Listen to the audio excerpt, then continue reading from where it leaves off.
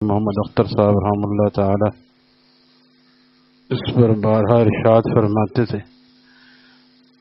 کہ جہاں ڈاکٹر اقبال نے یہ خواب دیکھا تھا اس سے پہلے حضرت حکیم محمد تھانوی رحمہ اللہ تعالی کا یہ خواب تھا اور یہ خواہش تھی کہ مسلمانوں کا ایک الگ خطہ ہونا چاہیے جس میں مسلمان آزادی کے ساتھ دین اور اسلام پر عمل کر سکیں، قوانین ہوں اور اسلامی سلطنت ہو۔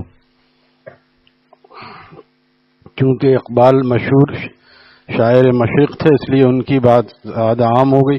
حکیم الامت تھانوی ایک مولانا تھے لہذا، لیکن حکیم الامت نے پھر اس کے لیے، جب کہ کانگریس بھی محنت کر رہی تھی اور مسلم لیگ بھی، قائد اعظم محمد علی جناح اس بات پر پہنچ چکے تھے کہ ہندوؤں کے ساتھ مل کر تو یہ کام مکمل نہیں ہو سکتا۔ دو قومی نظریہ وجود میں آیا اور قومیں زمینوں سے نہیں بنتی، یہ باتیں بھی اس زمانے میں ہوتی رہی۔ قومیں زمینوں سے نہیں بنتی، مذہب سے بنتی ہیں، کیونکہ زمین میں تو بہت سارے لوگ رہتے ہیں لیکن مذہب، اسی مدینہ شریف میں منافقین اور مشرکین بھی تھے، یہود بھی تھے، لیکن اصل قوم کیا تھی؟ مدینہ پاک میں مسلمانوں کی قوم۔ آج بھی یہی ہے، مسلمان ایک قوم ہے اور سارا عالم کفر ایک قوم ہے، ہندو، عیسائی، سکھ، چاہے نان بلیور چائنا، کوریا میں، سب ایک قوم ہے۔ اور ایک قوم کیا ہے؟ من یرتد منکم عن دینہ فسوف یأتی اللہ بقوم، یہ وہی قوم ہے کہ اگر کوئی ہمارے دین سے پھر جائے گا، ہمیں اس کی کوئی پرواہ نہیں ہے، فسوف یأتی اللہ بقوم، ہم اس کے بدلے میں ایک قوم لائیں گے۔ وہ قوم کون سی ہے؟ ہمارے شیخ فرماتے تھے یہ عاشقوں کی قوم ہے، جو اللہ کے چاہنے والوں کی قوم ہے۔ تو سارے مسلمان ایک قوم ہیں اور سارا عالم کفر ایک قوم ہے۔ تو اس لیے دو قومی نظریہ پھر وجود میں آیا کہ ہندوؤں کے ساتھ رہ کر تو مسلمانوں کا کامیاب ہونا ممکن نہیں، کیونکہ لیڈرشپ بھی اکثر ان کے پاس، وہ چینی چکنی چپڑی باتیں تو کرتا تھا۔ گاندھی آ کے کہنے لگا ہمارے حضرت پھول پوری رحم اللہ تعالی وغیرہ سے کہ ارے آپ کی تو قرآن کی کیا بات ہے اور آپ کے نبی علیہ السلام کی کیا بات ہے؟ تو حضرت پھول پوری نے فرمایا تو واقعی آپ دل سے کہہ رہے ہیں؟ کہا تو اور کیا، میں جھوٹ بول رہا ہوں؟ تو پھر فرمایا تو ایمان کیوں نہیں لاتے بھائی، ہمیں کیوں بیوقوف بناتے ہو؟ یہ کہہ کہ کیا تاکہ مسلمانوں کا ووٹ لیا جائے، جیسے سیاست دان رائے ونڈ کے اجتماع میں چلے جاتے ہیں تاکہ لوگ دیکھیں یہ بھی تبلیغی ہے۔ ارے سب جانتے ہیں کون تبلیغی ہے کون نہیں ہے۔ تو اسی طرح یہ دھوکہ دیتا تھا، بڑا چال باز تھا، قرآن کی آیات بھی پڑھتا تھا۔ تو اس لیے لوگ اس کے جھانسے میں آ گئے، مسلمان بہت سے، اور کانگریس میں شامل ہو گئے۔ بعد میں سب لوگوں کو پتہ چلا، یہاں تک کہ حضرت مدنی رحمہ اللہ تعالیٰ نے بعد میں اس بات کو قبول کیا کہ حکیم الامت تھانوی رحمہ اللہ تعالیٰ کی بات صحیح تھی اور ہم سے غلطی ہو گئی کہ ہم نے دو قومی نظریے کو اختیار نہیں کیا اور ہندوؤں کے ساتھ ہم نے جو تحریک چلائی۔ تو اسی لیے حکیم الامت تھانوی رحمہ اللہ تعالیٰ بھی اس بات پر قائم تھے کہ مسلمانوں کی الگ ملک بھی الگ ہونا چاہیے، ان کی تحریک اور جماعت بھی الگ ہونی چاہیے۔ تو حکیم الامت سے جب کسی نے کہا تو مسلم لیگ میں کون سے سارے نیک متقی ہیں، تب نمازی نہیں ہوتے؟ یار عام جلسوں میں کہاں نمازی ہوتے ہیں، جلسہ ہو رہا ہے، نماز ہو رہی ہے، جلسہ ہو رہا ہے۔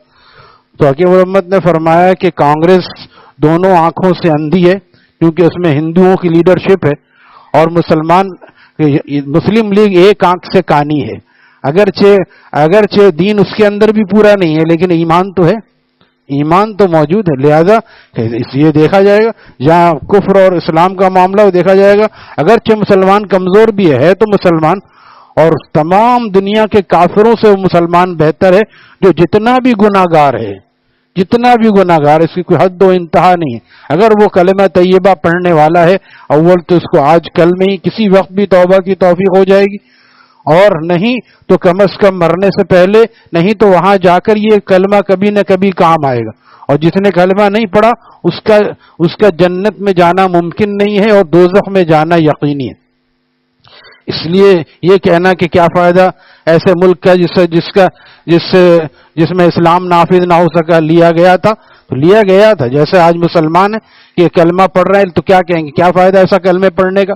یہ تو نہیں کہہ سکتے نا. فائدہ ہے, فائدہ کبھی نہ کبھی رنگ لائے گا یہ چیز. اسی طرح الحمدللہ ملک کا بھی فائدہ ہے, اتنا تو فائدہ ہے. اب دیکھیے جو لوگ دیکھیے یہاں پہ کیا الگ ہو گیا, وہ وہاں پہ مسجدیں گرا رہے ہیں, یہ یہاں پہ مسجدیں گرا رہے ہیں. تو یہ انہی کے اصل میں چٹے بٹے ہیں, ان کے غلام ہیں بیچاروں کے. یہ پاکستانی نہیں ہیں, یہ پاکستانی غلام ہیں, اصل میں غیروں کے غلام ہیں. ان سے پاکستان کا آئینہ اور تصویر نہ دیکھی جائے, بلکہ پاکستان تو الحمدللہ مسلمانوں کو آپ دیکھیں قادیانیت کے خلاف یکجا. نبی علیہ السلام کی حرمت کا کوئی معاملہ ہو تو جج نے بھی کہا اور سب نے کہا, اس وقت کے وزیر اعظم نے بھی کہا کہ ہم سب اس پر مجتمع ہیں کہ نبی علیہ السلام کی حرمت پر کوئی آنچ نہیں آنی چاہیے, چاہے کتنا بھی وہ بے نمازی ہے, غبن کرنے والا ہے, کچھ بھی ہے, اس پر سب متفق ہیں. اس لیے ایسی قوم کو پھر ایسے کنارے لگا دینا کیا فائدہ؟ بالکل فائدہ. اب احتجاج کا فائدہ ہو رہا ہے نا, یہ ہندوستان میں ہو رہا ہے, وہاں بھی ہوتا ہے تھوڑا سا. اول تو مسلمانوں میں دم نہیں, کون سنتا ہے؟ بے شمار مسجدیں گرا دی گئیں. یہاں پہ ایک مسجد الحمدللہ دوبارہ انہوں نے فوراً جا کے بنیاد رکھی, اور اللہ کا شکر ہے کہ کام آگے بھی چل رہا ہے. کم از کم سنوائی تو ہے. حضرت والا نے فرمایا کہ ہم کتاب پڑھ رہے تھے کہ اگر ہم جا کے گاندھی سے کہتے کہ قرآن میں یہ لکھا ہے تو وہ قرآن کو مانتا. کہہ رہے میاں رکھو اپنے پاس, اول فول بکتا اس کے بارے میں. تو اس لیے, اور لیکن اپنے حکمرانوں سے ہم کہیں گے تو وہ سوچنے پہ مجبور ہوں گے, وہ سوچنے پہ مجبور ہوں گے. اور اس پر بھی ان کو بھی پتا ہے کہ سود حرام ہے, لیکن کہتے ہیں کیا کریں صاحب, مجبوری ہے. مولانا صاحب بہت سے کام مجبوری میں کرنے پڑتے ہیں, لیکن حرام کو بہرحال مسلمان حرام سمجھتا ہے. تو کم از کم اسی لیے ایسی بجائے اس کے خلاف باتیں کرنے کے اور تعمیر کی کوشش کرنی چاہیے. جو لوگ باتیں کرتے ہیں وہ کیا کر رہے ہیں؟ جھوٹ وہ بھی بول رہے ہیں, ملاوٹ وہ بھی کر رہے ہیں. تو اگر بڑے زیادہ کھا رہے ہیں, ہاتھی کی طرح کھاتا ہے, اور چوہا چوہے کی طرح کھاتا ہے, عوام چوہے کی طرح ہے. تو یہ بھی غبن, یہ بھی اول فول حرکتیں کر رہے ہیں, اور بڑے اعتبار سے کھانا. ہم خود تو صحیح ہو جائیں کم از کم. اگر جیسے کہتے ہیں 25-30 کروڑ عوام ہے, اگر اس میں سے 20 کروڑ بھی صحیح ہو جائیں تو نیک لوگ آئیں گے نہیں حکمران. یہ تو ہمارا قصور ہے. یہ قصور بھی حکمرانوں کا نہیں ہے کہ وہ غلط ہیں, ہمارا قصور ہم کس کو لے کے آ رہے ہیں. اگر سب صحیح ہو جائیں, سارا مجمع جمعہ اور عید کی طرح مسجد میں آنے لگے, تو بتائیے پھر کہاں سے لوگ آئیں گے؟ مسجدوں سے, نیک ماحول سے وہ لوگ آئیں گے. پھر وہ خون چوسنے والے غیروں کے غلام نہیں ہوں گے, مسجدیں ڈھانے والے نہیں ہوں گے, مسجدیں بنانے والے ہوں گے. مسجدیں بنانے والے ہوں گے. بنا نہیں سکتے غیر قانونی جگہ. تمہیں یہ اسلامی ریاست کا کام ہے کہ وہ مسجد کے لیے جگہ لے کر بنائے. مسجد کو خود نہیں کرتے, لوگوں نے بنا لیا ابھی سرکاری جگہ, اور اس وقت بھی نہیں ہے. اس وقت آ جاتے تو ٹھیک ہے. جب 25 سال 50 سال 100 سال سے زیادہ پرانی یہ مسجد تھی جو گرائی گئی, جب اتنا وقت گزر جاتا ہے پھر آتے ہیں گرانے کے لیے. یہ انتشار پھیلانا نہیں ہے تو اور کیا ہے؟ تو مسلمان اگر نہیں تو کیا سرکاری جگہ پہ نہیں تو اپنی جگہ کتنی خریدیں گے؟ ایک چھوٹی سی جگہ ہمارے دوست نے خریدی, 1 کروڑ سے زیادہ کی جگہ ہے جو پیچھے چھوٹی مسجد بنی ہے. 1 کروڑ سے زیادہ کی تو جگہ ہے, ابھی تک تعمیر کے لیے کوئی خاص تحریک نہیں ہوئی. وجہ کیا ہے؟ جگہ اتنی مہنگی. تو پھر آدمی کہیں نہ کہیں ایسی جگہ تلاش کرتا ہے. مسلمانوں کی جیسے کہ پارک ایک ضرورت ہوتی, اس سے زیادہ بڑی ضرورت مسجد ہوتی. تو یہ مہیا کرنا حکومت وقت کا کام ہے. جب وہ مہیا نہیں کر رہی تو کوئی مل کے بنا بھی نہیں سکتا. یہ بھی اجازت نہیں ہوگی تو پھر اسلامی ریاست کہاں سے ہو؟ لہٰذا اسلامی ریاست ہے الحمدللہ. اکثر جگہوں پر اللہ کو ایک محلے میں 2-2 3-3 مسجدیں ہیں. یہ بھی اللہ کا شکر ہے. ورنہ دارالکفر میں آپ جا کے دیکھیے, گائے کا گوشت کھانا مشکل ہے. ایک گائے تو بعد میں ذبح ہوتی ہے, مسلمان کئی ذبح ہو جاتے ہیں بیچارے. وجہ کیا ہے؟ ان کو گائے کو جو ہے اماں کہتے ہیں, ماتا, اور بیل کو ابا نہیں کہتے. بیل کو بھی تو ابا کہنا چاہیے, لیکن بیل کو ابا نہیں کہتے, گائے کو ماتا کہتے.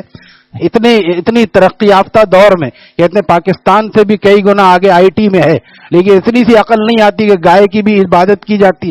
یہ شکر ادا کریں, یہ عقل سے نہیں ہوتا, اللہ کے فضل سے ہدایت ملتی ہے.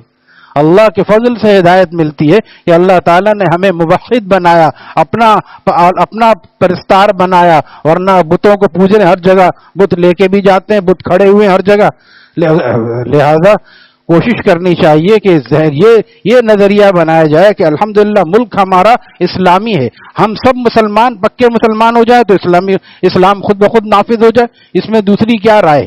خود مسٹر جناح نے خود فرمایا تھا جب کسی نے کہا تھا کیا قانون ہوگا آپ جو پاکستان بنا رہے ہیں؟ قانون تو بنائیے، قانون تو قرآن موجود ہے، قانون بنانے کی کیا ضرورت؟ قرآن موجود ہے، شریعت کے سارے مسائل موجود ہیں، اگر مسلمان سب بیدار ہو جائیں. آج اگر کوئی آ جاتا ہے بالفرض زبردستی تو یہی مسلمان کھڑے ہو جائیں گے، ارے بھائی تم اتنی سختی کر رہے ہو، کہاں سے ملا آ گیا؟ پہلے مسلمانوں کو صحیح ہونے کی ضرورت ہے کہ دین اور اسلام کو اپنے اوپر نافذ کریں. جب اپنے اوپر نافذ کریں گے تو خود بخود پورے پاکستان میں. مفتی شفیع صاحب رحم اللہ تعالی نے اس زمانے فرمایا تھا، جب کسی نے پوچھا تھا جب پاکستان بنا نہیں تھا کہ آپ لوگ پاکستان بنا رہے ہیں وہاں اسلام پکا ہوگا یا کچا ہوگا؟ کتنا مشکل سوال ہے، لیکن جواب مفتی حضرات کے پاس جو ہے معاملہ الگ ہوتا ہے. جیسے عالمگیر رحم اللہ تعالیٰ نے اس عالم سے پوچھا تھا کہ یہ جو حوض ہے اتنا بڑا، اس میں کتنے کٹورے پانی ہے؟ حوض کتنا بڑا ہوتا ہے؟ جیسے ہم بیٹھے اتنا بڑا حوض ہوتا. اس نے کہا کہ اس کا مدار اس پر ہے کہ کٹورا کتنا بڑا ہے. طالب علم کو اس کا مدار اس پر ہے کہ کٹورا کتنا بڑا ہے. اگر کٹورا حوض کے 2 حصہ ہے، آدھا ہے تو 2 کٹورے پانی ہے، اور چوتھائی حصہ ہے تو 4 کٹورے پانی ہے. اللہ حاضل قیاس، اب خود ہی قیاس کرتے رہو، ہمارے پاس تو ٹائم نہیں. تو مفتی شفیع صاحب بھی انہی علوم کے پڑھے ہوئے تھے. فرمایا کہ کیا وہ کہتے ہو کہ کیسا پاکستان ہوگا؟ جیسے مسلمان ہوں گے ویسا پاکستان ہوگا. مسلمان پکے ہوں گے پاکستان میں اسلام پکا ہوگا. آج کچے ہیں، کتنے نمازی آ رہے ہیں دیکھ لیجیے، مغرب میں وہاں تک صفیں ہوتی ہیں. نمازیوں کی حالت ہے، جو بے نمازی ہے تو بیچارہ محروم ہے، وہ تو بیچارہ انسان کہلانے کے بھی مشکل ہے کہ اللہ کی کھاتا ہے اللہ کی گاتا نہیں. اللہ تعالیٰ اگر بلاتے ہیں اپنے دربار میں تو کیا ظلم ہے؟ نعوذ باللہ. تو جا کے بتائیں بھئی. اپنے لوگ کہتے ہیں اپنی اپنی قبر میں جانا نہیں. اگر خدا نخواستہ حضرت شیخ لکھتے ہیں منکرات کے ان شیوع پر کوئی بلا نازل ہوئی تو نیک اور متقی کہلانے والے بھی محفوظ نہیں رہیں گے. یہ ہمارا کام ہے کہ ہم بے نمازیوں کو لے کر آئیں. تو جب نماز کی جو اتنا بڑا فرض ہے اس کی یہ حالت ہے تو اور چیزوں کی کیا حالت ہوگی؟ اللہ تعالی ہمیں اپنی اصلاح کی فکر نصیب فرمائے اور ہمارے ملک کو قائم و دائم رکھے. الحمدللہ رب العالمین.